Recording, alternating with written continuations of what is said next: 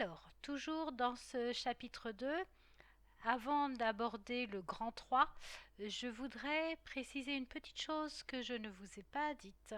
Lorsque nous sommes dans une audience de premier degré de juridiction, on dit qu'il y a des parties, c'est-à-dire qu'il y a toujours une personne qui considère être dans son droit et une personne qui se considère lésée.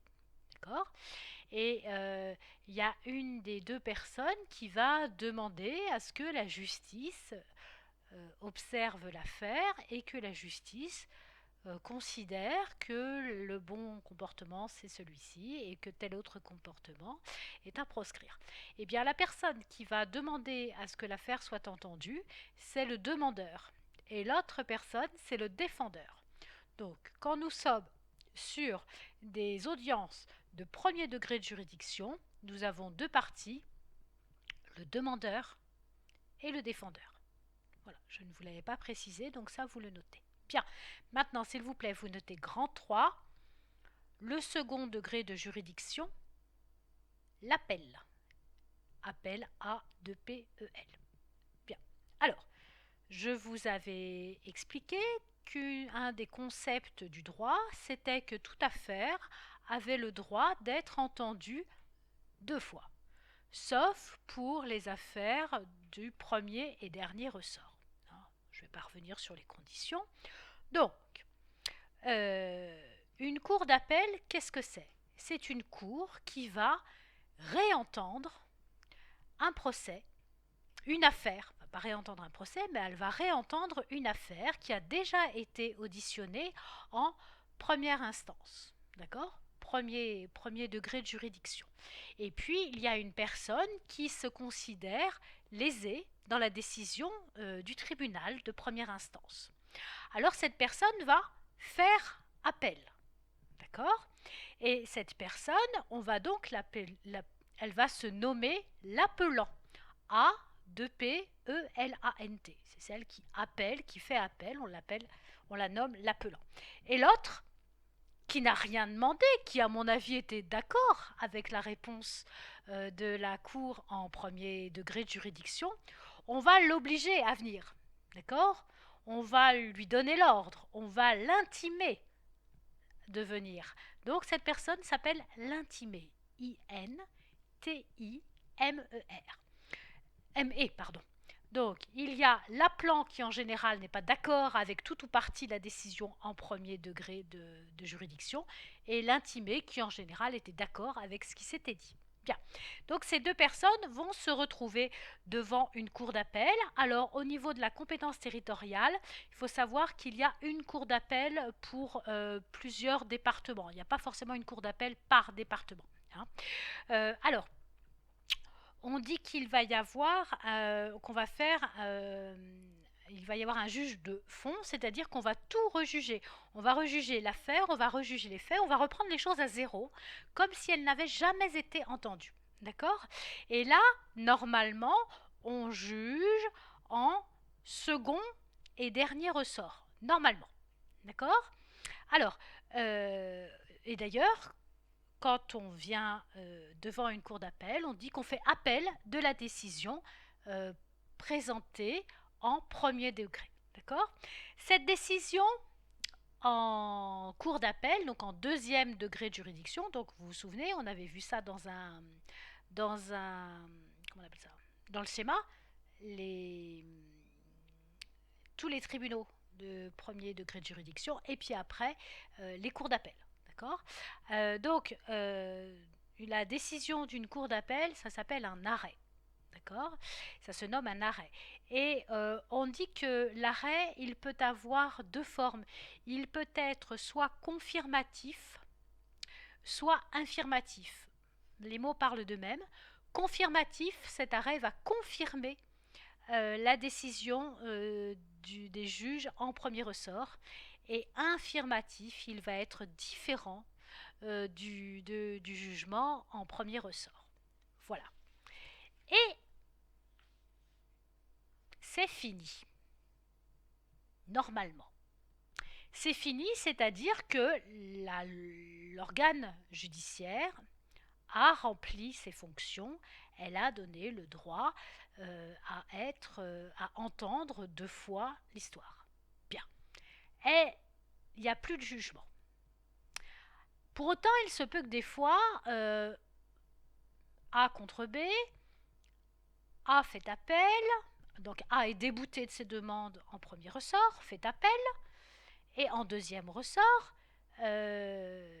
A obtient gain de cause et du coup B se retrouve condamné. Alors B n'est pas très content, d'accord?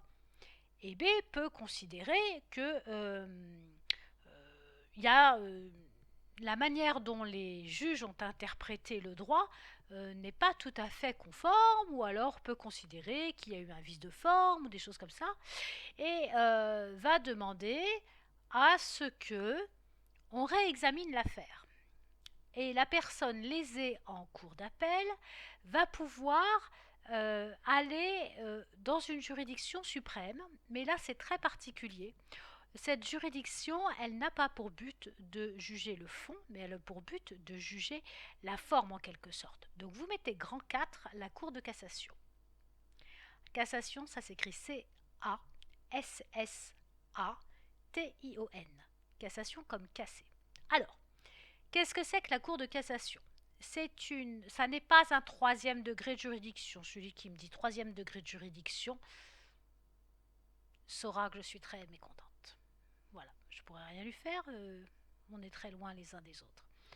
Je lui mettrai juste moins 15 à sa copie, c'est tout. Voilà. Alors, ça n'est pas un 3e degré de juridiction, pourquoi? Parce que la Cour de cassation ne juge pas le fond, ne juge pas l'affaire, mais juge uniquement la forme. C'est-à-dire va vérifier que les motivations à la décision des juges en 2e ressort, cour d'appel, sont basées sur les textes les plus adaptés. Va vérifier que toutes les possibilités avaient bien été envisagées. Va vérifier également qu'il n'y a pas eu un vice de procédure. D'accord? Alors, la personne qui veut aller en cassation, on dit qu'elle se pourvoit en cassation. Se pourvoir, P-O-U-R-V-O-I-R, en cassation. On fait un pourvoi en cassation, P-O-U-R-V-O-I. D'accord? Et du coup, il n'y a qu'une seule partie, c'est le demandeur en cassation. Voilà, la personne qui n'est pas d'accord, qui fait une demande en cassation. Hein? Et c'est elle face à la justice. On va jamais s'occuper de savoir qui avait raison entre les deux personnes. On va simplement vérifier que sur la cour d'appel, eh bien, quand les juges, en vertu de la loi numéro tant, article tant, attendu que tatati tatata, on va vérifier dans cette cour de cassation que toutes ces motivations, tous ces arguments-là sont justes, adaptés, et qu'il n'y avait pas éventuellement une autre manière de comprendre la loi, l'article, une autre manière de percevoir la situation, ou d'autres textes qui auraient pu éventuellement servir de base. D'accord? Donc on se rend compte là que les juges en cassation, c'est des super juges. D'accord? Il n'y a qu'une cour de cassation en France. D'accord? Donc vous imaginez que le président de la cour de cassation, c'est the best-of au niveau des juges en France. D'accord? C'est le plus haut magistrat de France. Hein? Enfin, magistrat ou juge de France. D'accord? Donc c'est vraiment une analyse du droit. D'accord? Est-ce que le droit a été correctement appliqué? Est-ce que le droit a été correctement interprété? D'accord? Alors après, il y a 2 solutions.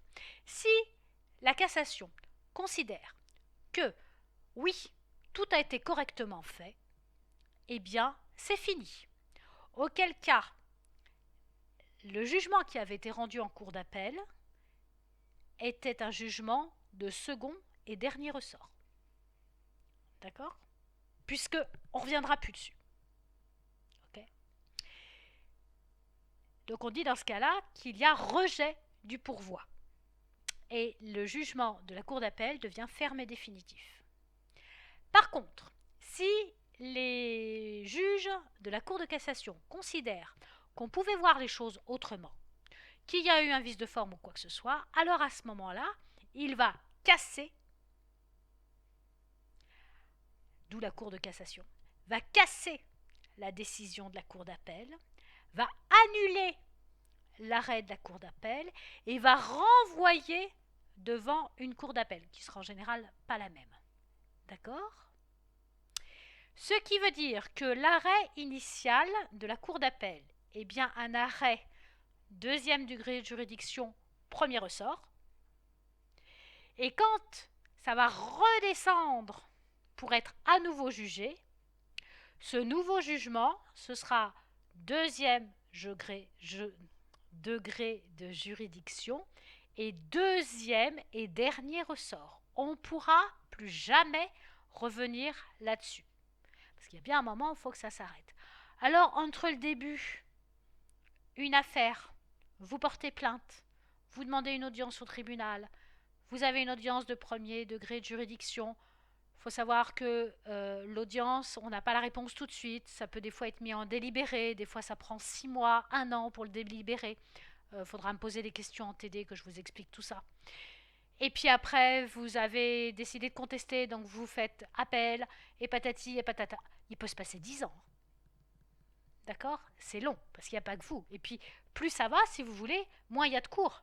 Donc moins il y a de place, moins il y a de magistrats. Et c'est long, des audiences. D'accord ? Donc voilà. Et une fois qu'on est repassé pour la deuxième fois en cours d'appel, c'est fini, ça s'arrête. Il n'y aura plus jamais possibilité de rejuger la même chose. D'accord ?